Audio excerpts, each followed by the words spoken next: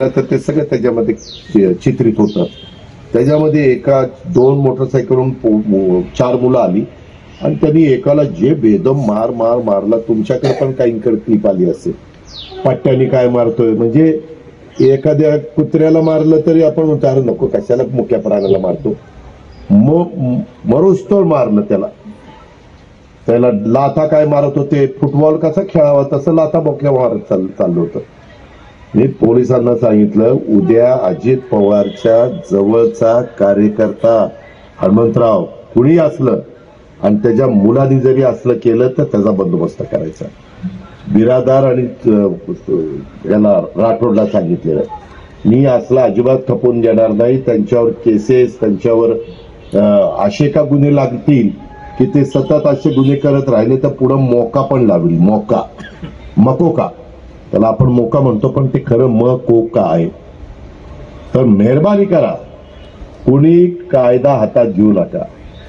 कुणी तुमचं काही चुकीचं केलं, आमच्या पोलिसांच्याकडे येऊन तक्रार करा, त्यांनी आमचा विनयभंग केला, जे काही केलं असेल ते।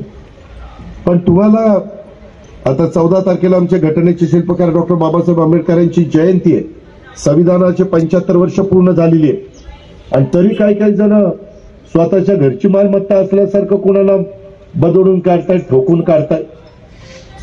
हे होता कामा नये।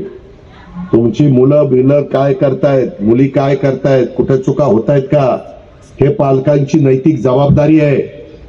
ती पालकांनी पार पाडावी, भावंडांनी पार पाडावी, नातेवाईकांनी पार पाडावी। ह्याची नोंद कृपा करून सगळ्यांनी घ्यावी। आणि मला तिकडे फोन येतात मुंबईत, जाऊ दे दादा ते चुकलं, एकदा पोटात घ्या, पोट फुटायला लागलं काय, पोटात घ्या काही सांगतात। सांगणाऱ्याला पण लाज लज्जा शरम कशी वाटत नाही की एवढं त्याला बेदम मारलं, त्याला काय शिक्षा कठोर झाल्याशिवाय लोकांना त्याची किंमत कळत नाही। म्हणून आता जे काही वनवे आहेत, जे काही जिथं लोकांना बसायला उठायला केलंय, पार्किंगला केलंय, आता एक गाडी पण पोलिसांना देणार आहे।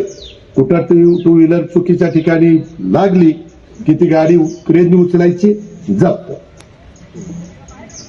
जप्तच आत्ताच सांगितलंय कलेक्टरला। आणि पोलिसांनी पण लक्ष द्यायचं। आता पण मगाशी येताना रेमांडच्या पलीकडे गार्डन आहे, तिथं काहीतरी दुपारी काही जण वेगळ्या पद्धतीच्या गोष्टी करतायत, असं नाही चालणार।